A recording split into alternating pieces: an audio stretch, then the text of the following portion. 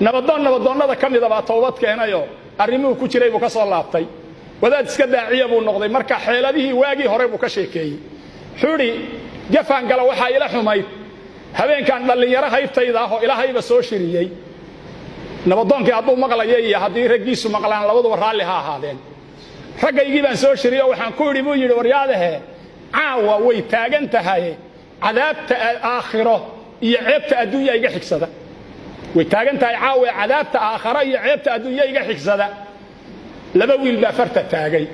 bal ayaan darida meesha taala labada nin muslim ma aha miya ninka intuu cadaab la sheegay farta taagay bal ka war cadaab baan sheegay buuri cadaabta aakhiro iyo ceebta adduunya iga xigsadaan oo fartu taagay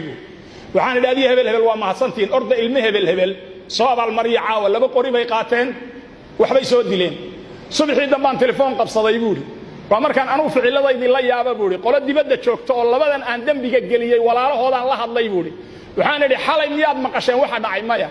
magaalo heblaayo hebel iyo hebel baa lagu dilay hebel iyo hebel baana soo dilay hebelow may maqlaysaa hebel iyo hebel waxay dadka u leeyeen waa nasiib darro waa waxaan fahmi karin yaa diray wiilasha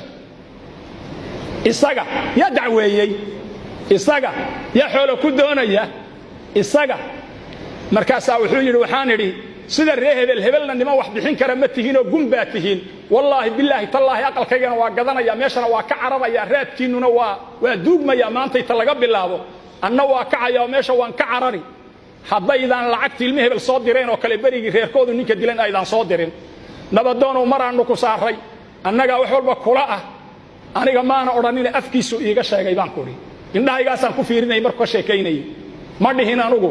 ma dhici karto isweydii adugu soo dhici karto mishinkii markaan geliyay ay dad soo laayeen baan idhi lacag inta dhan soo dira hadii kale gurigaygan gadahaya waa cararaya aniga fiisadu waa idiyaan lacagtii baa la soo shubay buuri intaydina waan ka fujistay intii kalena reerihii baan wuxuu yiri xawaalqodiyo ugu geeyay maxaan ku dhaadayay iyo ilma maydhid iyo soo dhaweyn iyo dafni iyo tolima iyo waxaan waxba garanayn baa wax galay labadiina hoostu mariyaya qisaasu ma ogola waayo waa laba ay biilka ku qaata weey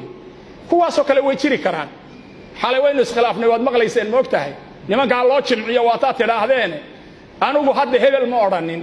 odayaalna ma dhihin laakiin dad walba oo meel jooga dad walba oo meel jooga qolo si xun u fikirtay way ku jiraan taladaydu waa maxay dhiiga waxa iskale agoonta iskale dhiiga waxa iskale qofkii si la dilay ba iskale dhiiga sharciga ilaahay cid lama dhigin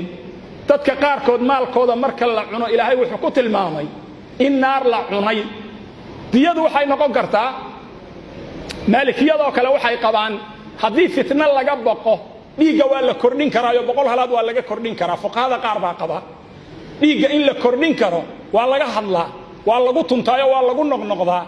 waa mas'ala culimada qaar sulxi ku tilmaameen haddii heshiis lagu gaarayo dhigdata laga baqayo sulxi ahaan dhiiga waa loo kordhin karaa war Uthman ibn Affan wuxuu qabay Uthman ibn Affan soo isla garan mayno wuxuu qabay qofku markuu qofka camdiga u dilo taqliidu diya culimada qaar waxay qabaan 40 halaad oo dhalaysa iyo maxaan ku dhahdayay 35 jir iyo 34 jir iyo 32 jir dhiiga in laga dhigo war Uthman ibn Affan wuxuu qabay taqliidku inuu yahay tirada geela in la kordhiyo oo 120 iyo 130 la gaarsiiyo Soomaalian garan mas'aladaasi wax dhiba oo weyn malaha qofkii wax laga dilay in dhiiga loo kordhiyo laakiin taynu masiibada ugu jirnaay waa dhiiga inaynu kala boobdo inuu kala xadno 10 halaad oo kharash u gooday iyo 10 halaad oo duqeytaalkan soo martay iyo 10 halaad oo xaggana jeebka la wada gashada weey waa xaraan la cunayo weey waa xoolo agoomeed weey waa bakhti weey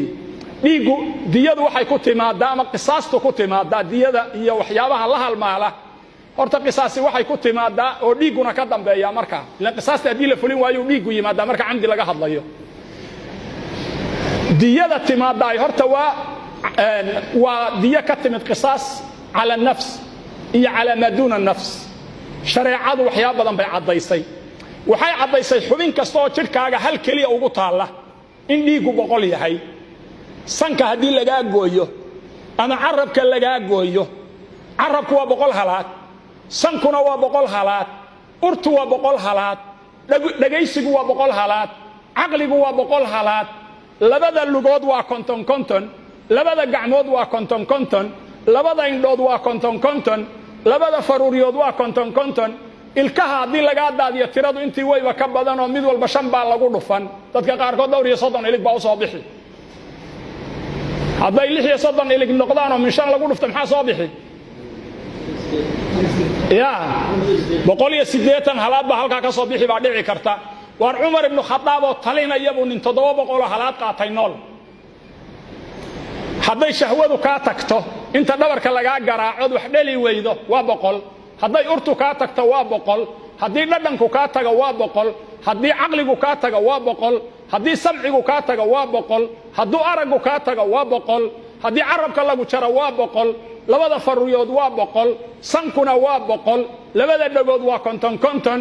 ka sii soco culimada qaar baa ku tagay aad u ijtihaaday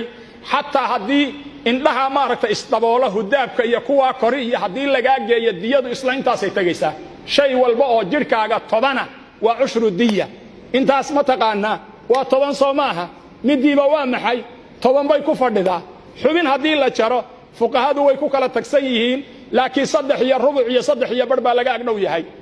Soomaalian garan sifarti au timaada maxay 10 halaad kuwaasi waa sida kuwa luguhuna waa sida lugtiina waa konton waxa weeye diyadu waxay leedahay meel la maray leedahay